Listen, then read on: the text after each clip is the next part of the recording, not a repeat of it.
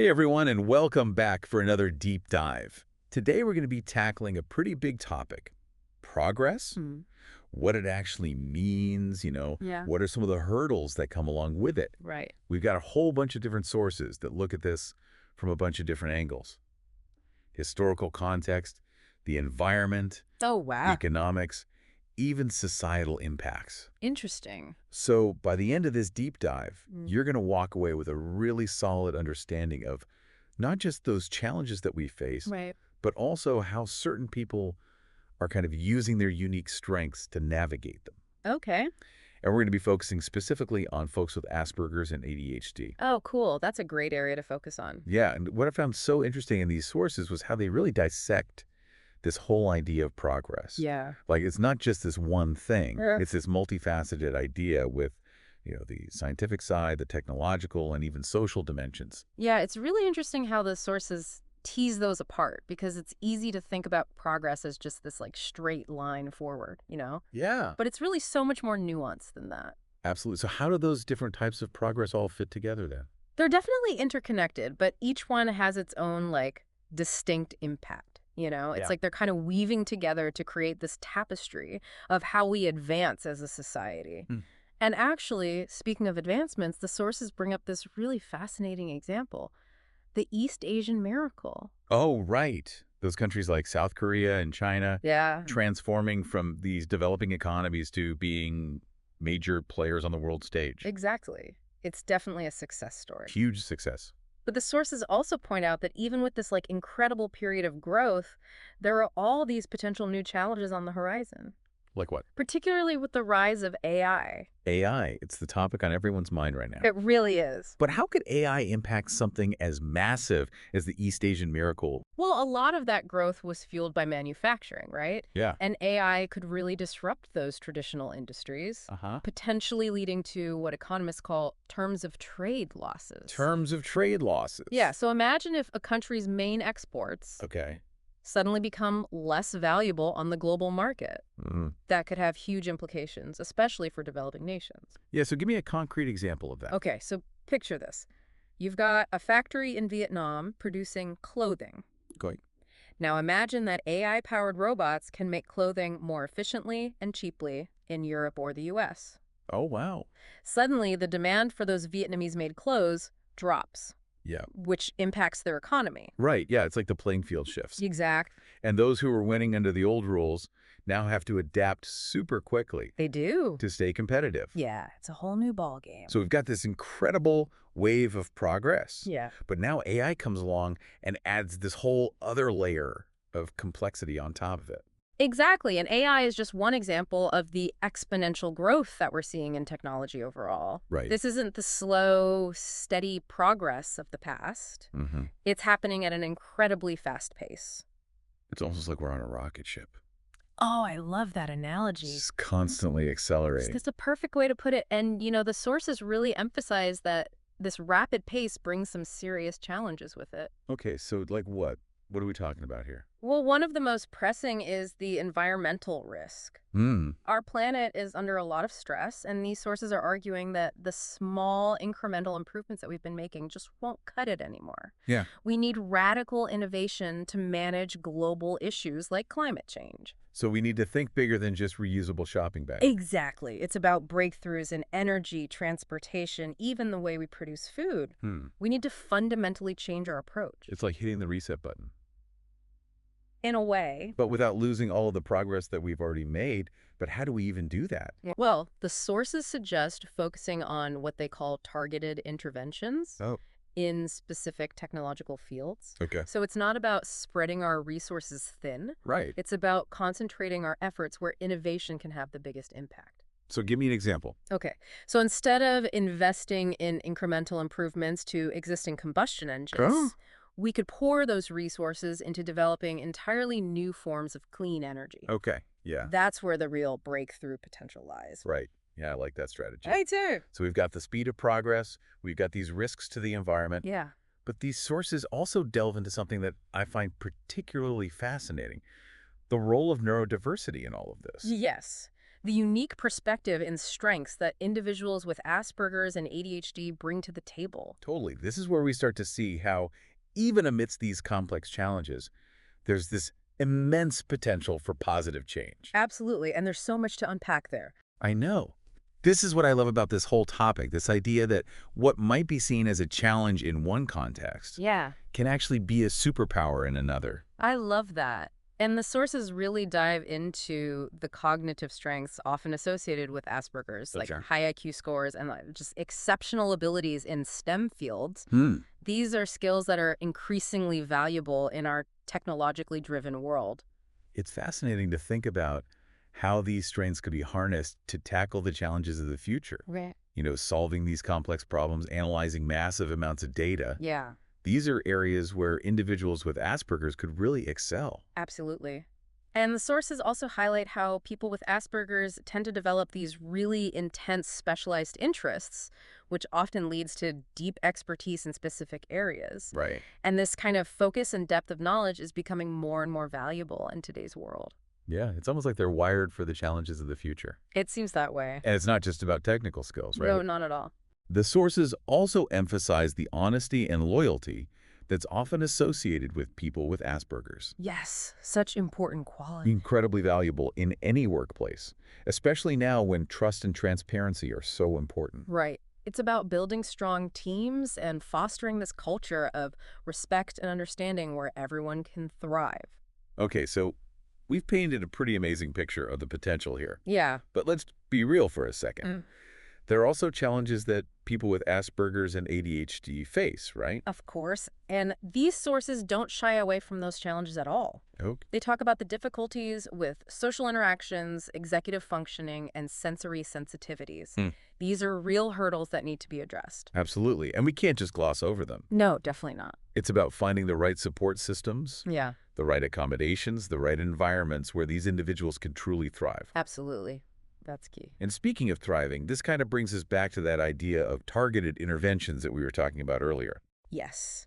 Remember how the sources advocated for focusing on those specific technological fields where innovation is so critical? Well, it's in those very fields areas like AI, data science, cybersecurity, where individuals with Asperger's and ADHD can truly shine. Wait, I think I see where you're going with this. Okay, tell me. We're talking about individuals who are often incredibly detail-oriented, Yes. who can hyper-focus on these complex tasks, Mm-hmm. who thrive in that systems-based thinking. Precisely. These are the skills that are in such high demand in the very fields that are shaping our future. Yeah. It's almost as if the challenges of progress and the unique strengths of neurodiversity are like two sides of the same coin. That's a great way to put it. It's about recognizing that solutions might come from unexpected places, Yeah. and that diversity, in all its forms, makes us stronger and more innovative as a society. I am officially mind blown. Me too, sometimes. This has given me a whole new perspective on how we approach these global challenges. That's what we like to hear.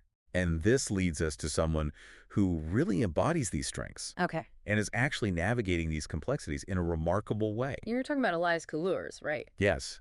As an AI consultant with Asperger's and ADHD, Wow. Elias is not just overcoming challenges, but actually leveraging his unique neurodiversity to excel in a field that is quite literally shaping the future. His story is so inspiring. It really is. It speaks to the power of self-advocacy, owning your strengths, seeking support, and just not letting perceptions limit your potential. And it's about rewriting the narrative, Yes. challenging the status quo, and creating a world where neurodiversity is celebrated as this source of innovation and progress. Absolutely. And it all starts with shifting our perspectives and recognizing that what makes us different can also make us incredibly valuable. This has been such an incredible deep dive so far. It has. We've unpacked the complexities of progress, those challenges, those opportunities, Right. and we started to explore how neurodiversity is playing this key role in shaping the future. He's pretty amazing. But we're not done yet. There's one more piece of the puzzle that we need to explore: the regulatory landscape surrounding all of this. Ah, yes, the rules of the game, the frameworks that are being developed to guide how we navigate this evolving world of technology and neurodiversity. Right. It's a pretty complex topic, but so crucial to understand if you want to make sure the progress is equitable Yes. and beneficial for everyone. Couldn't agree more. So let's dive into that fascinating world of regulations. Welcome back. So before we went to that quick break, we were really digging into those challenges that folks with Asperger's and ADHD face. And it's so important for us to acknowledge these hurdles. Right. Yeah, not to like dwell on them. No, not at all. But just to really understand, Yeah. how can we best support these individuals Right. so that they can truly thrive? And the sources really highlight that need for greater understanding and support, Yeah. particularly because there's this increased prevalence of anxiety and depression among these individuals. That's such a crucial point. We really need to be mindful of that emotional toll that it can take to navigate a world that honestly isn't always designed with neurodiversity in mind. Right. And it's not just about those like practical challenges, Right. like sensory overload or difficulty with social cues. Yeah. It's about really recognizing and addressing that emotional impact as well. Yeah, that makes me think about how vital accommodations are, both in education and in the workplace. You're absolutely right. And the sources give some really practical examples of what those accommodations can look like. Oh, yeah? Like what? So for students, Yeah. things like extended exam times or assistive technology can make a huge difference. Yeah, especially for organization and focus. Exactly. It's about leveling the playing field. I was reading about how flexible work hours have been a game changer for some individuals with ADHD. Yeah, it makes sense. Right. Yeah, it's about creating an environment where people can work in a way that suits their needs and their strength. And think about mentorship programs. Oh, yeah. Having someone who understands your unique challenges and can offer that guidance and support can be so valuable. Yeah, it's about creating that sense of belonging, Totally. feeling seen and valued Yes. for who you are, Absolutely. neurodiversity and all. Love that. And it kind of brings us back to that idea of targeted interventions that we were talking about earlier. Yeah, remember how the sources were advocating for focusing on those specific technological fields where innovation is just so critical? Yes. And what's so fascinating is how this ties into our whole conversation about neurodiversity. Okay. So the very fields that desperately need that radical innovation, Like what? areas like AI, data science, cybersecurity, Yeah, those are hot fields right now. they are. And those are often the fields where individuals with Asperger's and ADHD can really excel. That's a really interesting connection. It is, right. So we're talking about people who are incredibly detail-oriented, who can, hyper-focus on these complex tasks, Yeah. who thrive in that systems-based thinking. Exactly. These are the skills that are in such high demand It's true. in the very fields that are shaping our future. Yeah, it's almost like those two puzzle pieces fitting together perfectly. Exactly. And it's about recognizing that the solutions we need might come from those unexpected places, right? And Yeah. embracing those different ways of thinking and being in the world. Which makes you wonder how someone like Elias Coulors, Yeah, such a great who example. we talked about before, Uh-huh. is really able to successfully navigate all these complexities. And Elias is such a fantastic example because as an AI consultant, he's not only working in this like cutting edge field, but he's also actively using his lived experiences to inform his work. Right. And that's what brings such a unique perspective to the table. Totally. Yeah, it's invaluable. It really is. And I can just see how that perspective, informed by both his expertise in AI and his personal experience with Asperger's and ADHD, Right. could lead to more inclusive and innovative solutions. Absolutely, because it's about more than just developing the technology. Right. It's about ensuring that that technology works for everyone. It really is, and it kind of reminds me of another point that the sources brought up. Oh, yeah. What's that? This idea about the need for specific regulatory frameworks Oh, interesting. that not only guide technological development, but also protect individuals Okay. in this rapidly changing world.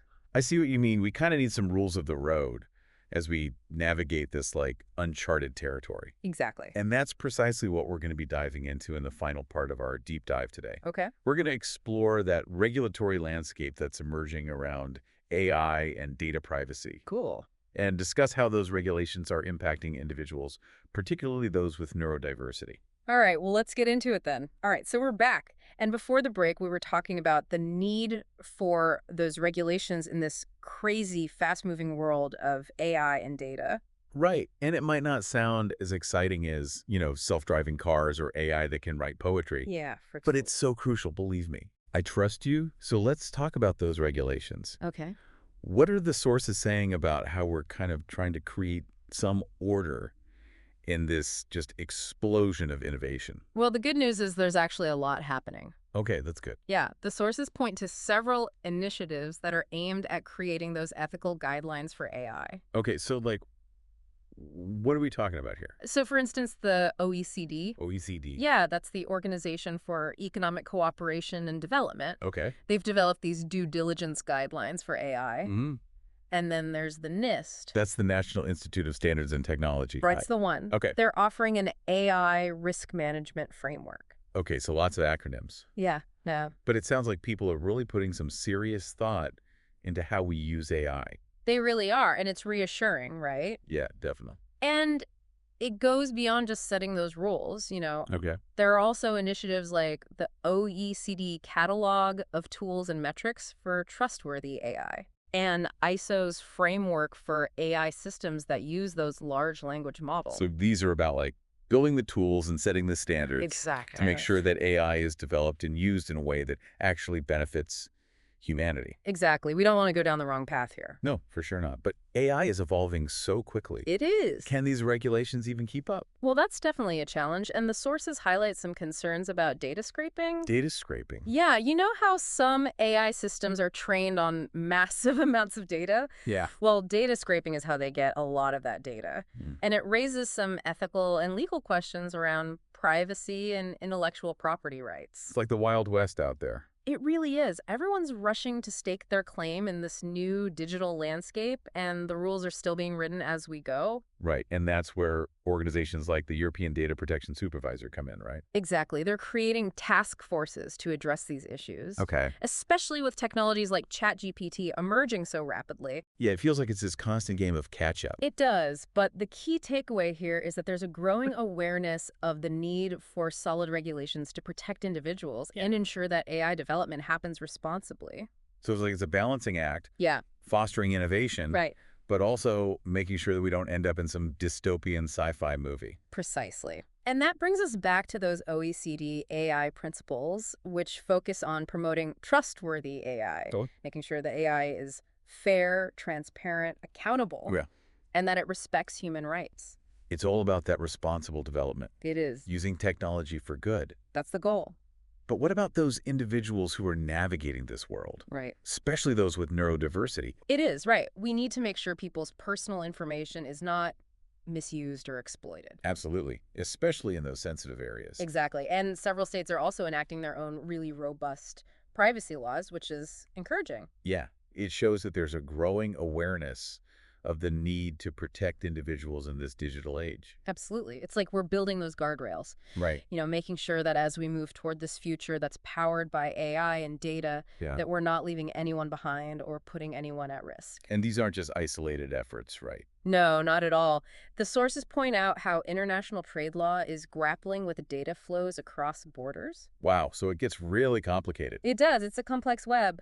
But the bottom line is that those regulations need to reflect our increasingly interconnected world. So it's not just about individual countries setting their own rules. It's about finding ways to collaborate. Yes. And create that global framework for responsible technology use. Yeah. Exactly. And that's where initiatives like the Global Partnership on Artificial Intelligence, or GPAI, come in. Okay, GPAI. Yeah, they bring together experts from all over the world to address these challenges collaboratively. Okay, so after all of this deep dive into progress and neurodiversity and the regulatory landscape, I'm feeling cautiously optimistic. Yeah.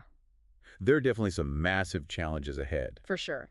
But there are so many bright minds working on solutions. It's true. From those ethical guidelines for AI to those stronger data privacy laws. Yeah, and let's not forget the incredible potential that neurodiversity brings to the table. Totally. Individuals like Elias Colors are really demonstrating that thinking differently can lead to those groundbreaking solutions. That's a powerful message. It really is. It's about changing perspectives, embracing those differences, and recognizing that those solutions we need may come from the people who think differently. Absolutely. And, as we move through this era of rapid technological change, progress shouldn't just be for progress's sake. No, it needs to benefit all of humanity. Absolutely. That's a future worth striving for. Couldn't agree more. So that's it for our deep dive today. It was a good one. We hope you found it as insightful as we did. We did. And until next time, stay curious. Yes. And remember, the future is what we make it. See you next time.